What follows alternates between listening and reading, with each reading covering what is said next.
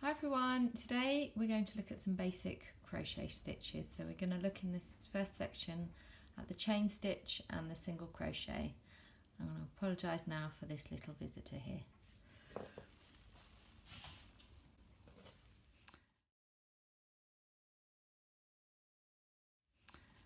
Okay, so we take our yarn and we make a slip knot. There's loads of different ways to make this, but basically you cross the yarn over and then you feed that little piece through and then you pull it tight. You've just got a little knot there. So I'll undo that.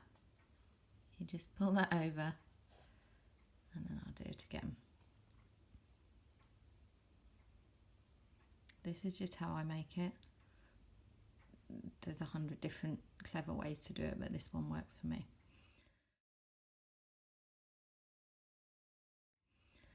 So then the way I hold my yarn, I wrap it around that finger there and then over that finger there.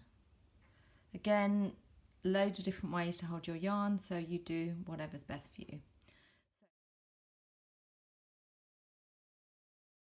So to go ahead and make a chain, so we've got one loop on the hook so far. So I'm going to wrap the yarn around the hoop that goes from back to front. Just going to hold that knot to keep it secure, and then I'm just going to pull that through, and that's made one chain stitch. To make the second, wrap the yarn back to front around the loop. You've got your second chain stitch. So you just keep going like that. I always try and keep chain stitches quite loose. It makes it easier to work into them. So I'm going to make 10. So I've got 1, 2, 3, 4 there, 5, 6, 7, 8, 9, 10. So that's my chain. So now we've got our 10 chains, what we're going to do is we're going to start working single crochets into the back of the chain. So you can see here there's these little back humps, so you've got your your little V's on that side and then the back humps, and it's these little back lumps that we're going to work into.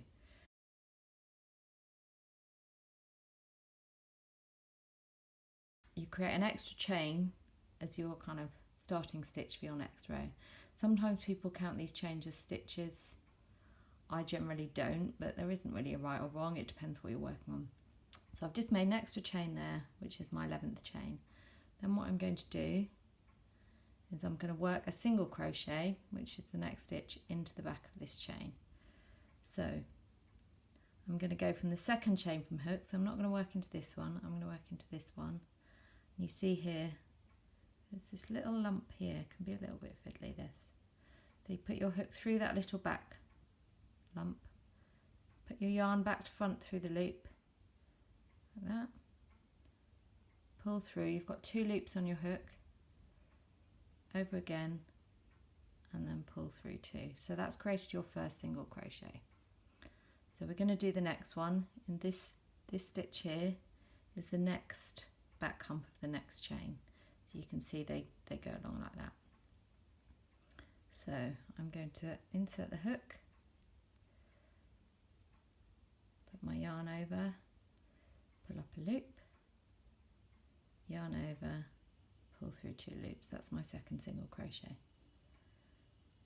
Third, into the back hump, yarn over, pull up a loop, yarn over, pull through 2. I'm doing this quite loosely, so you just continue down the row. So this is number 4.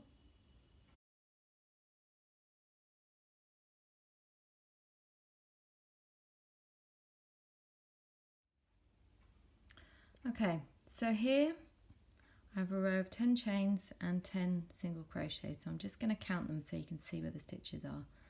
So you've got 1, 2, 3, 4, 5, 6, 7, 8, 9, 10. And this one's a little bit squashed just because of where it's come from the chain.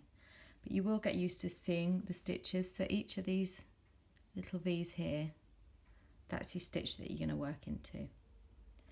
So this is just to show you how to make single crochets. So I'm going to yarn over and I'm going to chain one, and I'm going to turn my work. So you can see here you've got the little V's there, so what I'm going to do is put my hook underneath those two V's, and I'm going to yarn over and pull up a loop, and I'm going to yarn over again and pull through two loops. That's my first single crochet, and I'm just going to repeat that across through two, pull up a loop, yarn over, pull through two. So this last stitch where I've got my chain, you can see I've just got my two loops there. So that's the end of that row. Then I'm going to chain one and I'm going to turn, which is preparing for the next row. So it's all the same. I've chained one. As I said, sometimes this counts as a stitch. For most of my patterns it doesn't, because it's just the way I prefer to work. So one,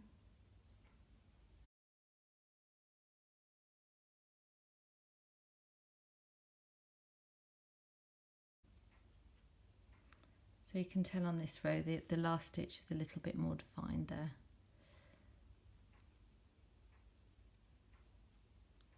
So chain one, turn. You just keep repeating the same. Just becomes, after a while, you get the muscle memory in your hand to create the action. And a lot of people hold the yarn differently, so don't get put off if you see other videos where people are kind of holding yarn up like this, and you know, that's great. That's really a very popular way of doing it. For whatever reason it doesn't work for me. I just learned a different way. There is no right or wrong. You're still creating the same stitches. Can affect tension sometimes, so always check your gauge, especially if you're making something with fit. If you're making a scarf or a cowl, it doesn't, or a blanket, it doesn't matter so much. But if you are making, you know, a vest, a top, even a hat, it's definitely worth checking. I actually crochet relatively loosely, so with my patterns I always like to encourage people to check, because getting halfway through and then discovering that your gauge is off and your piece is either 3 times too big or too small, and then you have to pull it all out and start over. We've all done it, but hopefully we only do it once.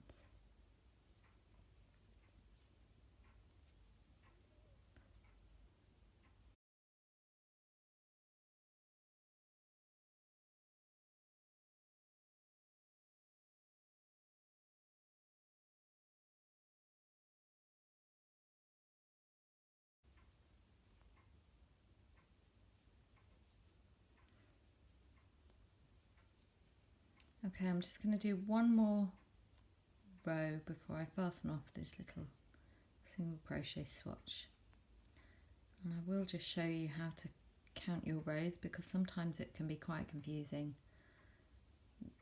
to see, you know, where the rows kind of merge into each other. There are some stitch patterns it's much easier to count than others.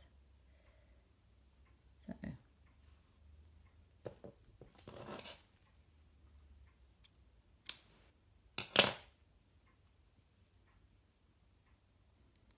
I'm just going to pull that through.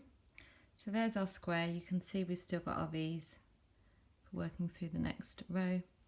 So in terms of counting rows, you can see here we've got the chain row. Then you soon learn the kind of patterns. So you've got one row there, 2, 3, 4, 5, 7, 8, 9, 10, 11. So I've worked 11 rows. You will kind of, you know, get to grips with it, and those kind of little bumps, kind of 2 rows. So you've got the kind of chain on one side where you make the chain, and then you've got the piece here which is the last stitch of the final row. So you kind of like that. Hopefully that helps.